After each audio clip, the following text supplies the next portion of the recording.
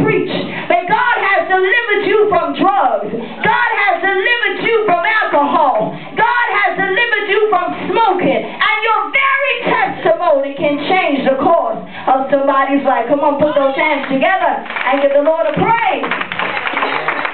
The Bible declares that we are a peculiar people, a holy nation, people with a divine purpose, a divine destiny for this era.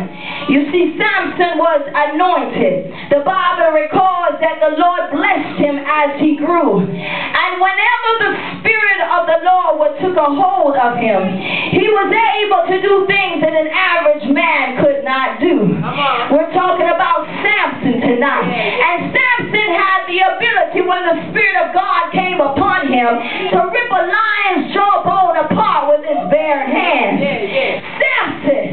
Samson was anointed with a divine destiny, yet he had a weakness. He had folly. He was a riddler, and he liked women that was not of his kind. Look to your neighbor and say, neighbor, what is your weakness? I propose a question to you tonight. What is your weakness? And have you allowed your weakness to sidetrack you from finishing your course in God? Eli was a Levite. He was anointed. He was appointed with a purpose and with a destiny. He was a high priest and a judge over Israel for 40 years.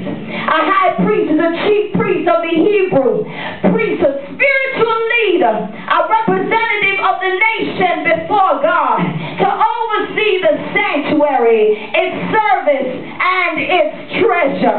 He had a great and honorable responsibility, yet he neglected to cherish it. Many of us tonight have a great and honorable responsibility, but yet we neglect to cherish it.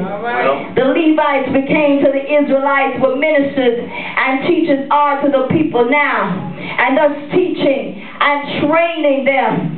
Teaching and training the people in morality and in religion was why they were set apart by God from the people, and yet among the people is somewhat similar to being saved, sanctified, and filled with the precious gift of the Holy Ghost. Because to be sanctified, you have to be set apart and created for the use of God.